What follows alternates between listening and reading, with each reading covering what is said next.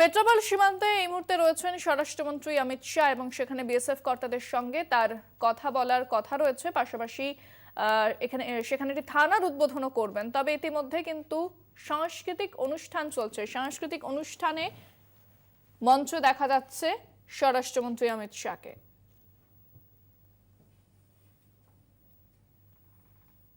সীমান্তে বিএসএফ কর্তাদের সঙ্গে সাক্ষাৎ করবেন স্বরাষ্ট্রমন্ত্রী।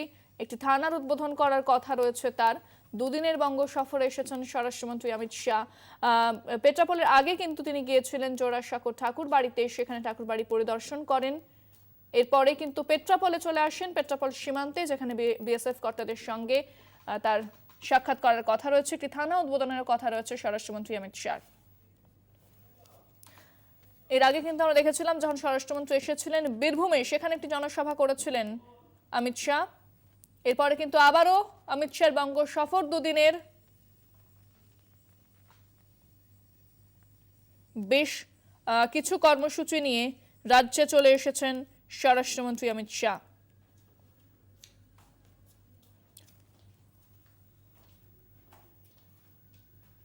পঁচিশে বৈশাখে অর্থাৎ রবীন্দ্র জন্মজয়ন্তী পালনে তিনি চলে যান জোড়াসাঁকোর ঠাকুর বাড়িতে, পরিদর্শন করেন ঠাকুর বাড়ি এবং ঠাকুর বাড়ির সম্পর্কে নানা তথ্য তিনি জানতে চান। এর পাশাপাশি চলে এসেছেন পেট্রাপোলে।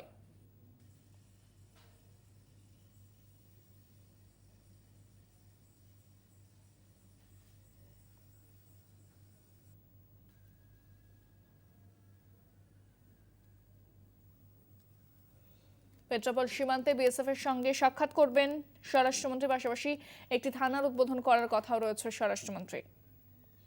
বিস্তারিত কথা বলবো, ফোনে রয়েছেন আমাদের প্রতিনিধি দেবাশিস মণ্ডল।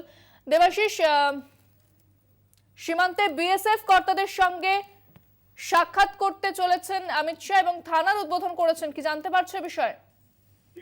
দেখো ইন্দ্রাণী, কিছুক্ষণ আগে অমিত শাহ বনগাঁ পেট্রাপোলে এসে পৌঁছেছেন। এর আগে কালিয়ানী যে বিএসএফ ক্যাম্প ছিল সেই ক্যাম্পে হেলিকপ্টারে নামেন, সেখান থেকে পেট্রাপোল সীমান্তে আসেন এবং সীমান্তে যে পেট্রাপোলের যে থানা ছিল সেই থানার নতুন ভবনের উদ্বোধন হয়েছে এবং উদ্বোধন হওয়ার পরে সরাসরি ওখান থেকে চলে আসেন যে কার্গো পার্কিং জোন, সেই পার্কিং জোনে চলে এসেছেন এবং পার্কিং জোনের দুটো গেট রয়েছে, একটি গেট চালু রয়েছে এবং আরেকটি গেটের নতুন শিলান্যাস করলেন আজকে এবং সেই গেটের যে ভূমিপুজো সেই ভূমিপুজো অমিত শাহ করেছেন এবং অমিত শাহ ভূমিপুজো করার পরে যে মূল যে অনুষ্ঠান মঞ্চ সেই মঞ্চে এসছেন। কিছুক্ষণ আগে সাংস্কৃতিক যে অনুষ্ঠান চলছিল সেটা শেষ হয়েছে, আর কিছুক্ষণের মধ্যেই অমিত শাহ বক্তব্য রাখবেন। একেবারে ধন্যবাদ দেবাশিস। কথা বলছিলাম প্রতিনিধি দেবাশিস মণ্ডলের সঙ্গে। থানার উদ্বোধন করেছেন স্বরাষ্ট্রমন্ত্রী অমিত শাহ। কিছুক্ষণ আগেই সাংস্কৃতিক অনুষ্ঠানে মঞ্চে দেখা গিয়েছিল অমিত শাহকে। এরপর তিনি বক্তব্য রাখবেন বলেও কিন্তু জানা যাচ্ছে।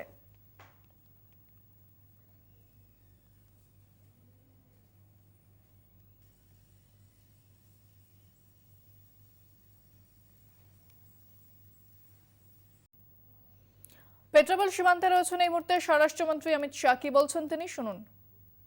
बंगाल के ही नेता गृह राज्य मंत्री श्रीमान निशित प्रामाणिक जी,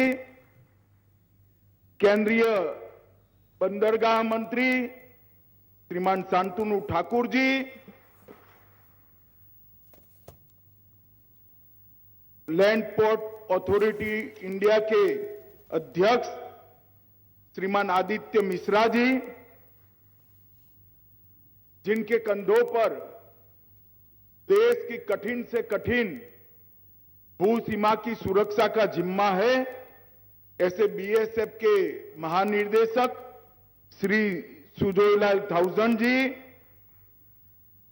संयुक्त सचिव गृह मंत्रालय श्री सुनील कुमार जी और आज के कार्यक्रम में उपस्थित लैंड पोर्ट अथॉरिटी से जुड़े हुए भारत सरकार और बंगाल सरकार के सभी विभागों के कर्मचारी अधिकारीगण और आज यहां पर उपस्थित प्यारे भाइयों और बहनों, आप सभी को रविंद्र जयंती की बहुत बहुत शुभकामनाएं और अभिनंदन देना चाहता हूं।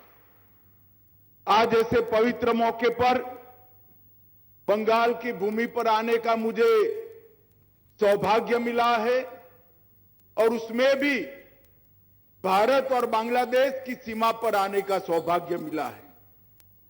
आज कवि गुरु रविंद्रनाथ ठाकुर का जन्म जयंती है।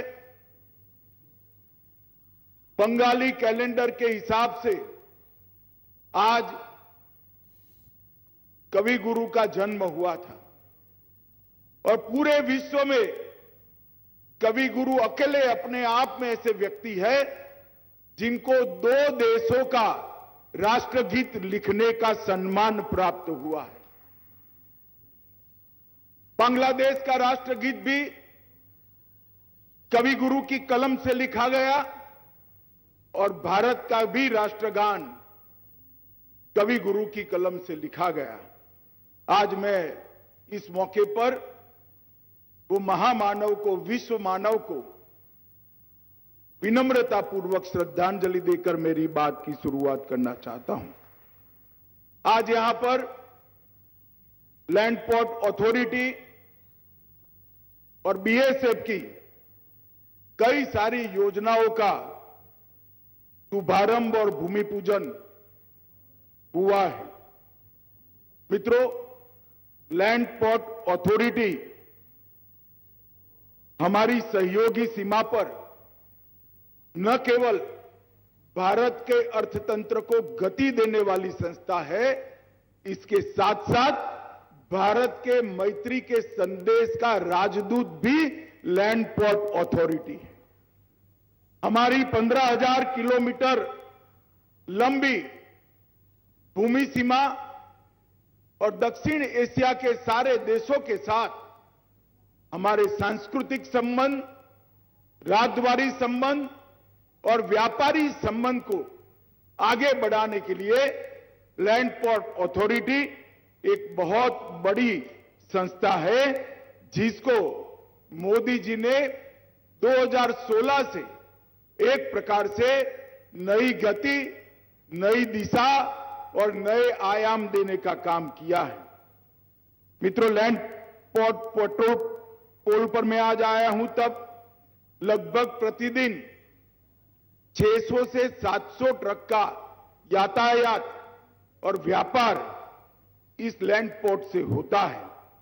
यहां हमेशा अक्सर देरी की, भीड़-भाड़ की समस्या रहती थी और यहां दूसरा कार्गो गेट बनने से मुझे विश्वास है कि ये समस्या का समाधान बहुत अच्छे तरीके से हो जाएगा। हमारा फरवरी 2016 में लैंड पोर्ट कार्गो और यात्री दोनों की जो संख्या थी, जो आंकड़े थे, इसमें ढेर सारी वृद्धि 16 से 22 तक हुई है। 2016-17 में 18,000 करोड़ रुपए का जो व्यापार था वो 18,000 करोड़ रुपए से बढ़कर आज 30,000 करोड़ रुपया क्रॉस कर गया है। ये बताता है कि लैंड पोर्ट अथॉरिटी ने कितना अच्छा काम किया है। और 2022-23 में लैंड पोर्ट से लगभग 20 लाख यात्रियों की आवाजाही हुई है और पेट्रोल पोल में सितंबर 21 से पैसेंजर टर्मिनल बिल्डिंग का उद्घाटन मेरे साथी नित्यानंद राय जी ने किया और अब सालाना लगभग 5 लाख यात्री कह सकते हैं